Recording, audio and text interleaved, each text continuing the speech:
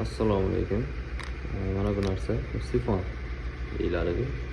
Bu hozir kanalizatsiya turbasiga, ilgili turbaga mana bunday qo'tirib, ular konditsionerning suvini mana bu yerga kondensatini mana bu yerdan oqizadigan qilib beryapmiz. Kondensat mana bu yerdan tushgan suvi tagidan chiqib ketaveradi. Tagida mana bu holatda o'rnatiladi, chiqib ketaveradi.